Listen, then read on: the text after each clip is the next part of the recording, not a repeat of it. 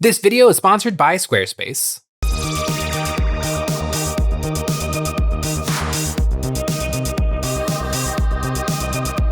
Hey guys, Jay here, welcome to Models Memories Weekly, episode 116. Models Memories is a show about nothing and is filmed in front of a live studio audience. This is a show where we're talking about my painting, modeling, and wargaming experiences from the week. Now you might be thinking to yourself, Jay, you put out 3 YouTube videos a week and you stream 2 nights a week. How could I possibly have more to say? Well, I do, and here goes. This week, Games Workshop, in addition to teasing us non-stop with the 10th edition rules, have quietly axed over a dozen miniatures from the Space Marine range. But first, why are wargaming boards always squares? I don't have the answer, but I do know why Squarespace is all about the squares, and it's because they are committed to providing the best website hosting and building tools, fair and square space. Squarespace allows anybody to break into website design with easy-to-use features and professional support from start to finish. Looking through the dozens of award-winning templates on offer, you can customize the look and design of your website with ease. And with Squarespace's patented Fluid Engine system, it's a breeze to design a website you can truly call your own. Squarespace's systems allow you to stretch your creativity through tools like the drag and drop features so you can really freestyle your way to the website of your dreams. Squarespace offers a free trial to dip your feet into and test the waters, and when you're ready to dive in head first, you can use our link below or simply type in squarespace.com/EonsOfBattle to save 10% off your first purchase of a website or domain. Since the very first rules preview that Games Workshop made, I don't even remember which faction it was for, but they've just been releasing these tiny little nuggets of knowledge, just 1 or 2 rules for each unit in the new 10th edition of 40k. And I kind of decided to just ignore it all because I don't see the point in reading like a single rule with no context behind it at all. And so I've just been ignoring it, and that's pretty much all Games Workshop's been doing is teasing faction after faction. Oh, here's Skitarii. Do you want to know how their new March rule works? Not really, because I don't have the full context. I just want all the rules so I can read it all. I remember early 8th edition when we pre-ordered all of the compendiums, except Chaos. I think that's the only compendium I'm still missing from 8th edition, but it was amazing. It was amazing to sit there, read through the BRB, the big rule book, and look through every single compendium. I knew every single thing about Warhammer 40k, which was incredible because I played 6th edition, I played 7th edition, and I never felt like I had a real grasp of those games, even though I played them over and over and I had multiple different armies and I read the rules like crazy. I never felt like I really knew what was going on. But 8th edition, I knew that I knew every single rule in the game, and that's what I want. I want Games Workshop to just release the rules. And then finally, they've released some actual rules. Rules for the only miniatures that nobody has. The rules for the Leviathan box. I get it. Hype is real. Like the teasing, the drip feeding of all of this little information is cool or exciting or might get some more people to buy stuff, but just don't release anything if you're not gonna release everything. Like, I just want to read it all. I want to know what the rules are. I did read the rules for the Black Templar and they look neat. They get to pick if they want to fight good or shoot good or a little bit of defense, but I just want to read it all. I just want to know it all so that I can finally start to put together my Black Templar force, because even though I have 12,000 points of Black Templar, I've also been slowly here and there buying more miniatures for it. And so I want to know, like, which miniatures should I put right on the painting desk to get them ready to go into my army for my first few games of 10th edition. And I can't. I mean, I guess I could look, because I probably will pre-order the Leviathan box this weekend. But so I guess I can know those rules in the context of the actual core rules, which the core rules look fine. They look very, very similar to other editions of Warhammer, because Warhammer, just much like the Fallout games, Warhammer never changes. It's a joke from Fallout. But yeah, I'm frustrated. I just want the rules. I really, really want to read all the rules. I want to know what's going on. I would bet that on the pre-order weekend, this weekend, probably tomorrow, Saturday, they will probably release all the rules. That is my guess. I bet that they will release all the rules because that's all they've got left. That is all they've got left for hype. To get 10th edition hyped up is dropping all of the rules. And then very shortly after they've dropped all the rules in free PDFs, which I very much appreciate from Games Workshop, right after like the PDFs go live, like the first Codex is gonna come out a couple of weeks later, which I get it. They have to do the books because the books make the monies, but they've proven that free PDFs work beautifully to get everybody the rules they need. And so it's very annoying to then leave that beautiful system behind and go back to the classic codexes. The only good thing about the codexes is it sort of creates a release cycle of like, right now it's the Tyranid week. And isn't this fun? Like if they released all the rules at once, which they should just do anyway, it does kind of make, you know, a rules time, a rules week, and then kind of nothing for everything else, where slowly releasing the codex kind of allows you to spotlight every faction in the game periodically over the course of 3 years, which is the standard release cycle for these new editions. I don't think that's a good enough reason to justify doing the codexes, and they're very expensive. And although the 9th edition codexes were actually pretty good, like 5th edition, 6th edition, and 7th edition, and 8th edition codexes were pretty garbage because they all used literally the same text. Like if you crack open the 5th edition Necron book and the 7th edition Necron book and the 8th edition Necron book, they're identical. Like the lore is copy pasted, the images are copy pasted. The only thing different is the rules. 9th edition, they actually did go back and either rework the lore and like, you know, use new words to explain the same lore or write new stuff, which I really appreciated. And actually made those books ever so slightly more worth it. And I guess we'll see with 10th edition. Also, the greatest codexes ever have got to be the 5th edition codexes. Maybe barring like the Ultramarines codex because it was the Matt Word codex. The lore in those books were phenomenal, and every single unit in those codexes got a write-up, which I think is brilliant because Warhammer is all about like have it your way and your own guys. And so every single unit in every army is somebody's favorite thing ever. And each individual unit having its own write-up for people to look at and to read and to get excited by, I think is really important compared to the 9th edition codexes where they omitted a lot of that and only certain things and certain characters got proper lore write-ups. And you can find it all on like Lexicanum or the wikis, but it is cool to have your cool looking, nice full color codex and you crack it open and you're like, yeah, Tomb Blades for the Necrons. That's my unit right there. So I want to read the rules. I just want to know what's going on. I just want to play 10th edition. I watched the battle report that they put up on YouTube, which thank goodness, and they also put it on Warhammer TV, but I couldn't watch that version of it because I couldn't cast it to my Chromecast because Warhammer TV. Anyway, 10th edition is looking really, really spicy. I can't wait to give it a play. And good old Leviathan. Good old Games Workshop just teasing the poop out of this new edition. But they released an article showing off some different color schemes for things, mostly what you'd expect, like all the first Founding Space Marine chapters, some of the cooler 2nd edition chapters, like the Crimson Fists, but one thing that really caught my eye is the Tyranid color scheme. You know, you got your classic Kraken, Leviathan, and my favorite, Behemoth, the red and blue. And I have been planning to start a Behemoth Tyranid army pretty much since I got into Warhammer 40k. Which I actually got into with a friend of mine, and he got into Tyranids and I got into Necrons. He decided to go Kraken, but I have always loved Behemoth, and I've been planning to do Behemoth. I've been writing, like, painting recipes in my head of which things I want to try out to get the best possible results. And then in this article, I saw Hive Fleet Typhon, and it reminded me of something, and what it reminded me of was the 3rd edition Tyranid Codex. And what's kind of funny with the 3rd edition codex is it's got this unbelievably cool, awesome cover art of spiky, evil-looking, dark Tyranids. And then if you crack it open, it's got like a hodgepodge of 2nd edition models in there that are all painted in bright, poppy colors.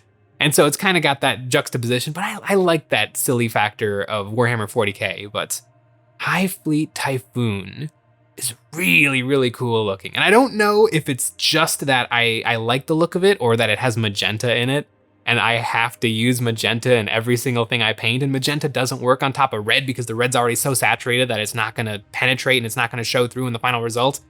But man, like Hive Fleet Typhon is just a more extreme version of Leviathan. Like it's just got a little bit more color going on, but I like the red guns. I like the magenta head. I like the variety in it. I can already see myself painting this on some of the different Tyranid units and being able to use those different accents to like really, really make them stand out. But I like Behemoth. I have been planning on Behemoth for years and years. The thing that scares me a little bit with Behemoth is that it's all red. And red is a tricky color to paint, not necessarily to like put red on models, because most red paints are decent, especially Games Workshop's red paints. I don't give Games Workshop paints a ton of credit, but some of the red paints, Mephiston red, Khorne red, Evil Sun Scarlets, are phenomenal paints. But it's really hard to get bright highlights on red, because you either have to go orange or you have to go pink. And it's a little bit like painting black, which I have a little bit of experience with 12,000 points of Black Templar. But if you are painting black armor and you want to do highlights, which I do because I want my models to look really, really cool from a distance on the tabletop, you have to do highlights. And if you don't do the highlights just exactly right, if you don't do small highlights, the models very quickly become gray. And it's the same thing with red. If you want to do highlights on top of red and you go orange or pink, you have to apply those highlights basically perfectly, or else your miniature will transform from red to pink or orange. And so that's the one thing that scares me a little bit about doing classic Behemoth. And it's, their bodies are just red. Some people paint their guns pink and their claws and teeth white, which I think does look good, and it does provide a little bit of accent color. But Typhon, I feel like it gives you opportunities. All of the guns are red, a different color. Their heads have this magenta brain sac, which it's always smart to paint the heads of your miniatures a different color to draw the eye and to make them a little bit more readable. It's also sort of got the exact same dark navy blue with like light blue streak highlight carapace of Behemoth. But then I guess if you look at it, if you kind of squint your eyes a little bit and you don't look at the head and the gun, it is sort of just normal Kraken or Leviathan, kind of like that bone colored skin. I guess there's carapace and then there's exoskeleton for the Tyranids. I don't know. I really have to make a decision here, because that Leviathan pre-order is coming this weekend. And then I guess I'll get it in hand 2 weeks later. So it's really gonna be, I might have to do some test models. I do have a smattering of Tyranid models. I don't know why, it's just like the one faction I've never really painted much for. I do have a how to paint Hive Fleet Behemoth YouTube video from years and years and from high school. And I'm sure that video is not worth watching, but it exists. It exists. Maybe I'll have to go back and watch it and follow it and paint up a test model for Behemoth and then a test model for Typhon and see which one I prefer, because I can see the pros and cons of both. It is the hardest thing, coming up with a color scheme. I think that's why I love Kill Team so much, because you only have to paint a small number of models, like between 6 and 12. And so no matter what crazy color scheme you want to do, it's doable. Like if you want to freehand Lamenter's chapter symbol on Space Marines, it's easy enough to do that on 6 guys. Even if like each shoulder pad takes an hour or two, it's no big deal. But if you want to paint 2,000 points of a certain army, all of a sudden color scheme matters a lot, because there have been many times where I've painted kill teams and it's kind of cured me of my desire to play that army in full scale 40K, because the kill team just takes so much effort and so much time that it's like, I really appreciate my kill team and I'm gonna play with it and enjoy it. I don't think I need to expand this into a many month-long venture of trying to get these miniatures painted up. And also, going along with this Leviathan box, Games Workshop has shown off some of the pre-order bonuses that are going to come depending on which way you purchase the box, whether it's from a friendly local game store, a Warhammer brick and mortar store, or the Warhammer website. And none of these things should make or break your decision of where to buy it from. It really doesn't matter. It's just like swag. It's just cheap swag that they have made and then shipped in cardboard boxes, and it's not worth it. It's like the coins. It's like the little coins that you get for purchasing a certain number of Warhammer stuff from Warhammer stores. They're just pop metal coins that don't matter, and they didn't even try that hard on the artwork. But on these things, if you buy from the Games Workshop web store, you get a cardboard double-sided board, which is actually really nice, but it's not very exciting. Like, the cardboard boards are decent, they're not great, they're a little glossy if the light catches them the right angle. And it's not a really cool new battlefield. They just took pictures of the old, what was their old battlefield called? Like battle zone something or other. It's just photos of the two different sides. is cool, and it definitely will be helpful to play. I think it's sized for Combat Patrol, so you will automatically have the edges of the boards like demonstrated to you by looking at the edge of this cardboard. It's a nice perk, but it's not the most exciting or fun perk. I actually think if ordering from a Warhammer store gets you a better little swag thing, you get a printed acrylic tokens. I am a sucker for really, really nice game pieces and tokens. I have a set of multicolored melted marbles that I use for all sorts of like wound trackers and stuff. We've got little D20s, like tiny D20s that we use for wound trackers and kill team. I love little accessories like that, and I really like these. I have some really nice acrylic sets for Star Wars X-Wing, and I always love using those instead of the cardboard tokens that come in the starter box. Stuff like this, I really, really like. I wish that they sold it separately, because I would buy it. I don't understand why most games don't do this. Like most games, like a lot of like Atomic Mass games or stuff that use like unique dice, they'll sell packs of those unique dice, but they won't sell other accessories. Like I've really gotten into Mantic's Armada, which is a boat game, and I bought a whole bunch of fake pirate gold, and I used the fake pirate gold to represent which of my models have activated this turn, and it's delightful. It's delightful to have a big hand of sort of heavy coins and dropping them down on the table. Like sell stuff like that. It's so cheap. It would be so cheap to just sell some little pirate coins in a little fake leather baggie that you can kind of bounce on your hand while you're waiting for your opponent to take your turn. I love stuff like that, and I wish that I could just buy this separately because it would be nice. It would be nice to have really nice tokens instead of the cardboard ones. The cardboard ones are fine, they get the job done, but they're not as nice. They're not as nice and tactile as some really nice acrylic stuff. So I gotta give it up to the actual Warhammer brick and mortar store accessories, because these are actually really nice. And then you get the stuff for the friendly local game store. It's nice of Games Workshop to offer something for the friendly local game store to hand out, but man, is it lame. Independent Warhammer stockists will have one of two options for Leviathan loot for 40k fans. Ask your local store about how to get goodies like this set of 28 double-sided deployment zone markers. Little cardboard L's that have art printed on them that is too small to read. Really?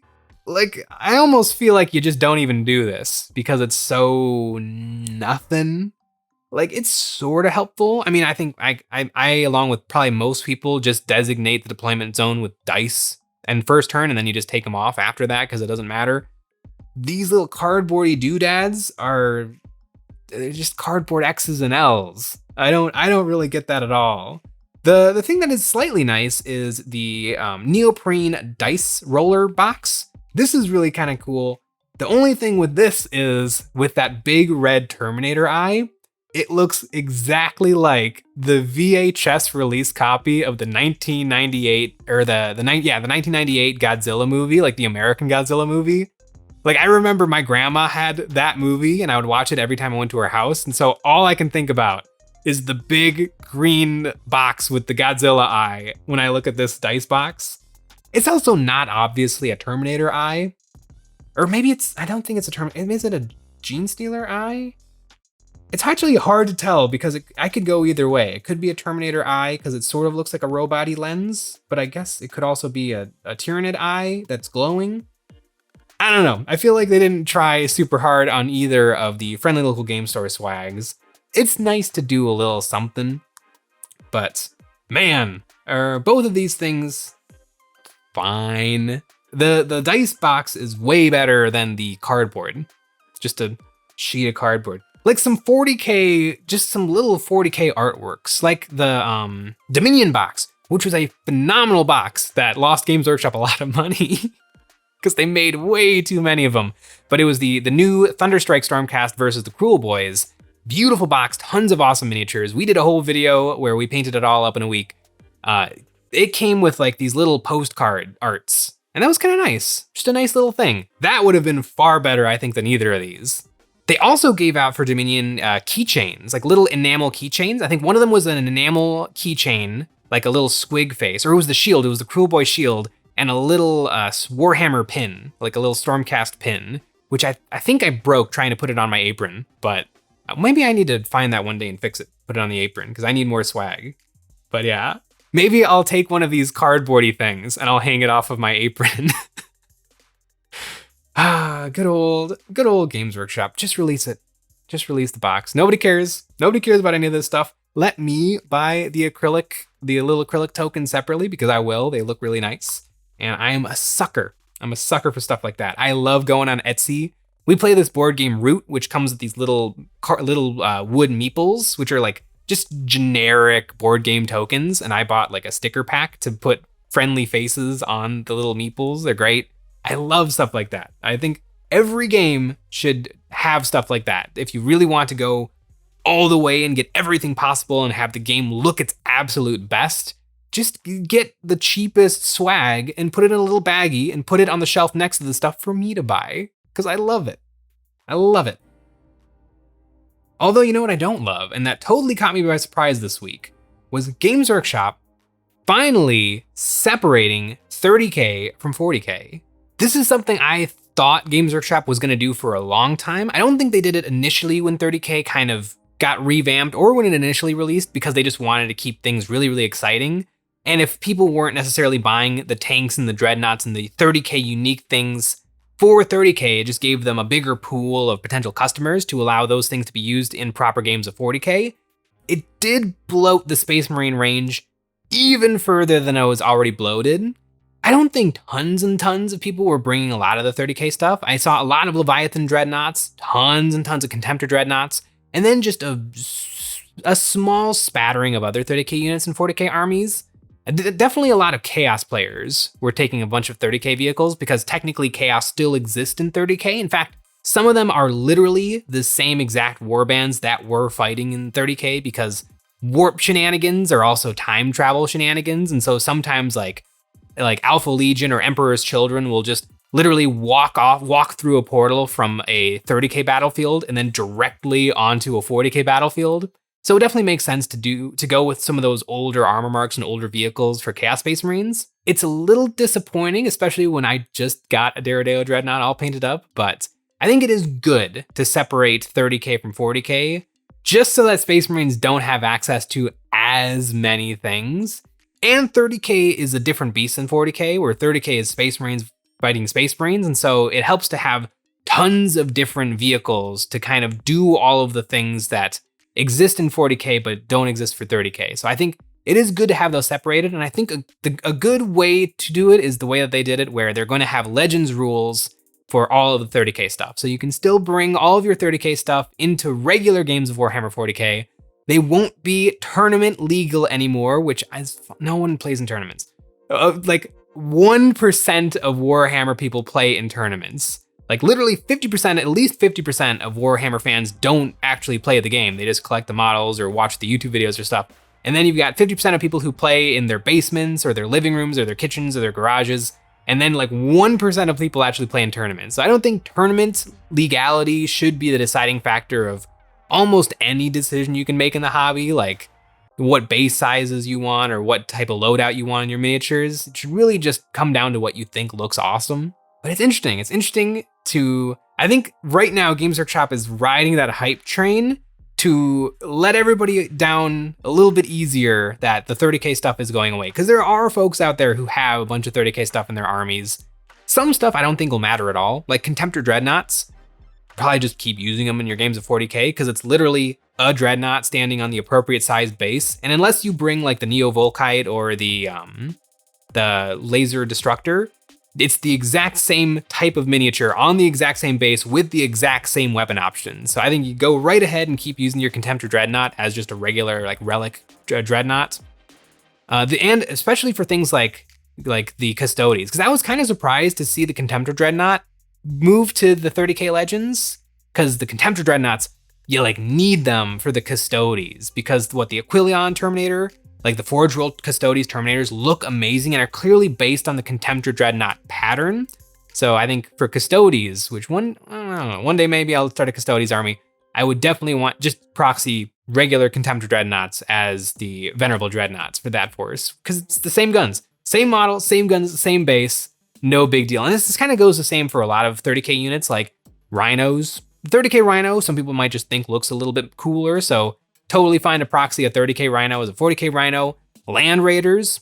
Land raiders are pretty much indistinguishable, or not indistinguishable, but like interchangeable, so I don't think dropping the 30k stuff from 40k is that big a deal. The only thing it'll matter with is some of the bigger tanks and units that if people have been used to playing with them and now they have Legends rules that might not be perfect or might not be up to date or kept balanced, then you might have to look at like, you know, not bringing this particular unit and bringing something that's proper classic Warhammer 40,000.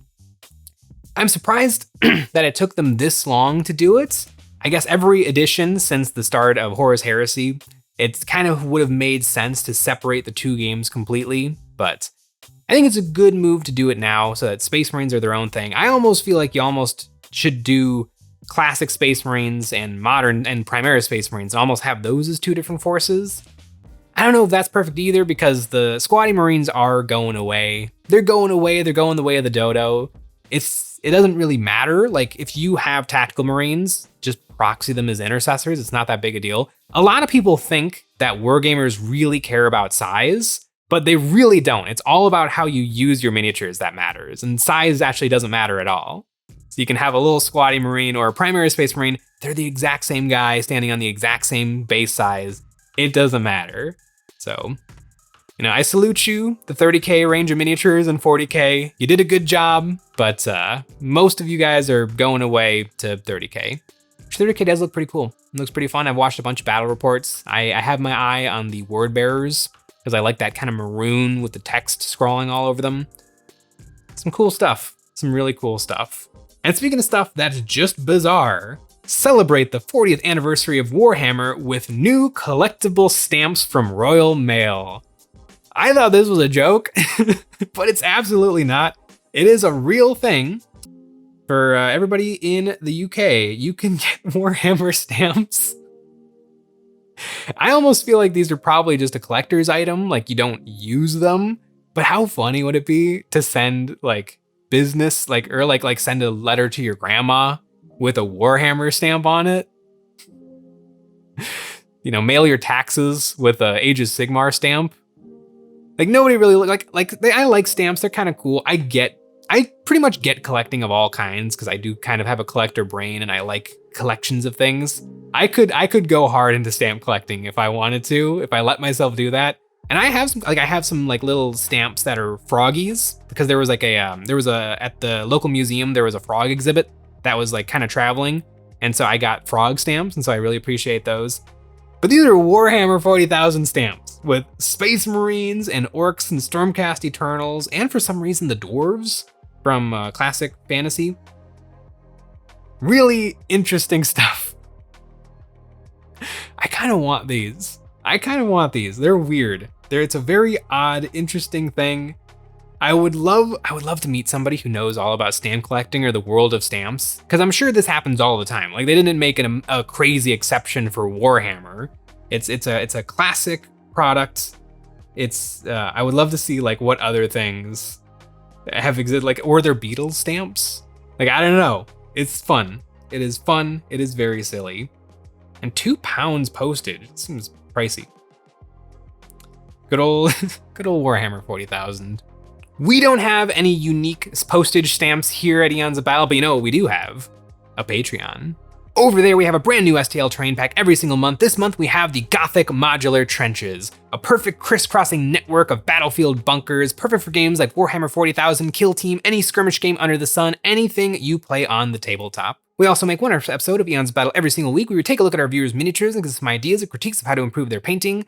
We host live Discord hangouts, and we have a tier where you can get your name on one of my Black Templar Space Marines, and you can join the Immortal Crusade. And we're also streaming on Twitch, so if you want to come hang out, watch some live painting, and discuss Star Wars or Warhammer 40k, you can join us over on Twitch every Tuesday and Thursday from 5:30 to 8 p.m. Central Time. Good old Warhammer 40,000 10th edition. I can't wait to read the rules. I guess it's good that the rules are not coming out yet because I do need just a little bit more time to properly come up with my Tyranid color scheme. Thanks for watching.